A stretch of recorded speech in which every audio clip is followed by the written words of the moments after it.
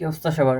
আজকে তোমাদের সামনে ব্যাকডোরের একটি গুরুত্বপূর্ণ এমসিকিউ নিয়ে আলোচনা করব, যা প্রতি বছর কোনো না কোনো বোর্ডে আসতে দেখা গিয়েছে এবং এবার এটা আসবেই। লিখে রাখতে পারো, এটা আসবেই, ইনশাল্লাহ এটা আসবেই। তো দেখো এখানে কি বলেছে, যাদের এখানে এই এমসিকিউটা বুঝতে অসুবিধা হয়েছে তারা আশা করি বুঝতে পারবা। তো দেখো কি বলা হয়েছে এখানে, I cap cross J cap এবং I cap cross K cap. আগে চলো এই দুটি সমাধান করি। তো এই ধরনের প্রশ্ন সমাধান করার জন্য আমরা প্রথমে এক বৃত্ত এঁকে নেব এবং সিরিয়াল ওয়াইজ অ্যালফাবেটিক নাম্বার অনুযায়ী আমরা সংখ্যাগুলো বসাবো, আই জে কে, এবং এর অভিমুখ দেব একই পাশে।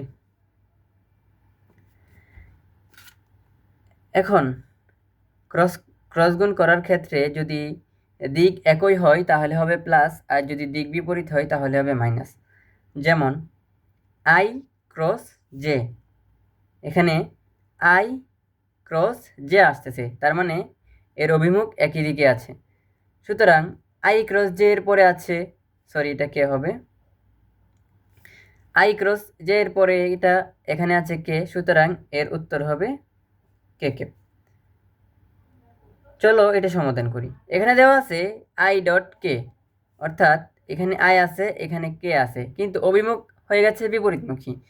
তাহলে আই আই আছে কে আছে এবং কে অনুপস্থিত আছে, এখানে জে অনুপস্থিত আছে। তো যেহেতু এর অভিমুখ ভিন্ন তাই এটা হবে মাইনাস জে ক্যাপ। চলো এবার এই দুটি সমাধান করা যাক। আই আছে জে আছে এবং মাইনাস আই এর আগে আছে, তো আমরা যদি মাইনাস কমন নিই তাহলে I cross J, I cross J আসছে কে ক্যাপ। যেহেতু পূর্বের একটি মাইনাস ছিল সুতরাং এটার অ্যান্সার হবে মাইনাস কে ক্যাপ।